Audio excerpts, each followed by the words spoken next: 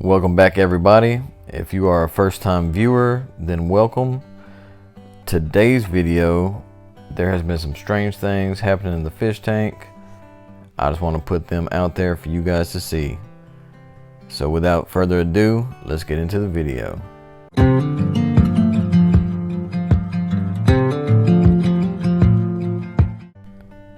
Alright, so this is the Fluval Evo 13.5 stock light, no skimmer, primarily soft coral reef tank. This tank's been going about a year and a half now. Everything's going good. Coral are starting to grow out of control. I'm loving this tank. There is always something going on with this tank. That's one of the things that keep me interested.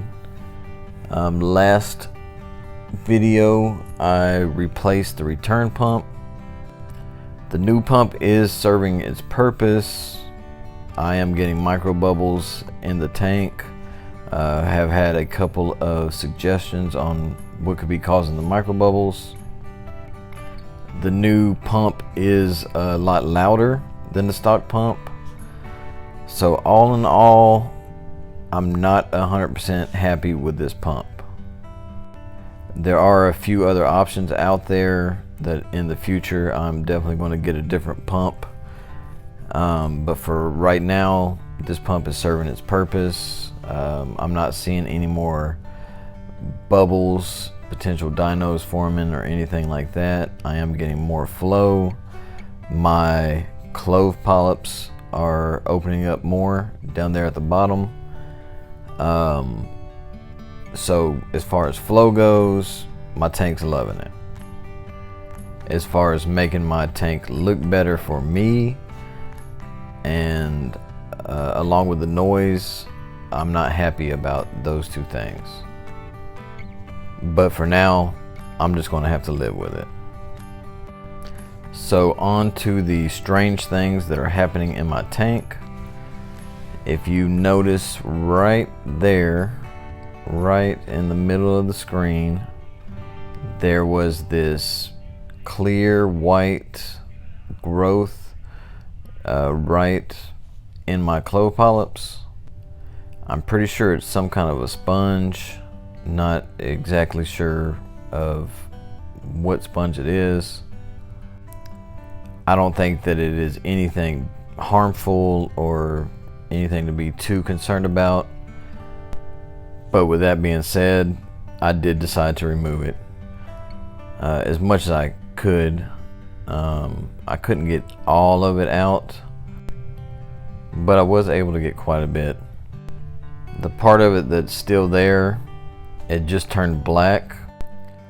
It looks pretty creepy, just having like a black dead sponge in the clove polyps, but I think everything's going to be okay. I guess we'll just see what happens with it. The main thing I don't want is just sponges all over the place. I don't really like that. I think it looks kind of gross. But some people say that's a sign of a healthy, established reef tank.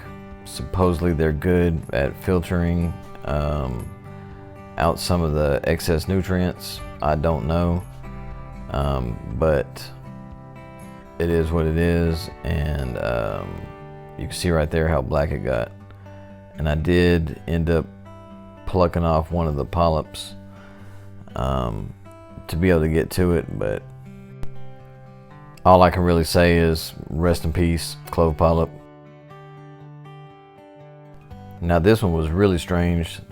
Right there is a hermit crab that has just crawled out of its shell. I saw another hermit crab trying to crawl into his shell, and then this guy was on the rocks crawling around. Of course he stopped moving whenever I started to record him, but eventually he did go back into his shell. I'm going to have to get some bigger shells to put in the tank so they'll have something bigger to crawl into instead of trying to jack each other's homes. Life is hard in a fish tank. For those of you that haven't been in this hobby very long, you will soon realize that it is no joke inside of a fish tank. Now on to the 40 breeder.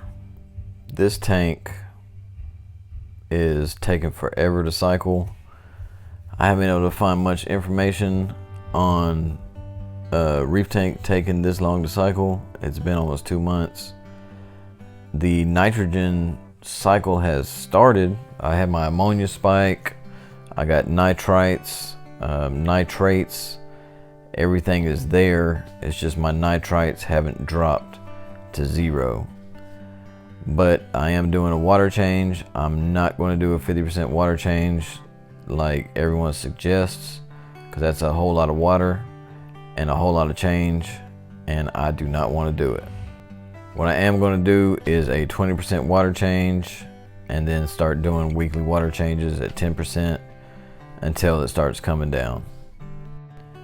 Thankfully, I have another tank that's already established that I can enjoy while I'm waiting for the new tank to cycle.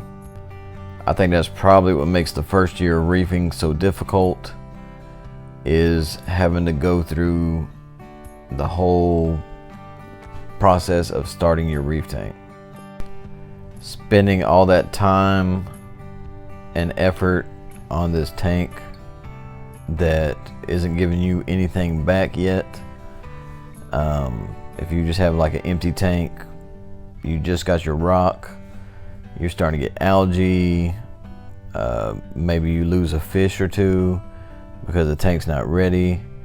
It's tough to stick with it and to have that vision that there's light at the end of the tunnel and that things will get better. But having 2 fish tanks, I can enjoy this tank and be able to have a positive outlook about the new tank, knowing that I've already gone through all that and that eventually the new tank will be my own little coral reef inside of my house. But that's going to be it for today's video. If you made it this far, God bless your heart. Thank you very much. Don't forget to give the video a thumbs up if you liked it, comment, subscribe, all that good stuff. And until next week, take care.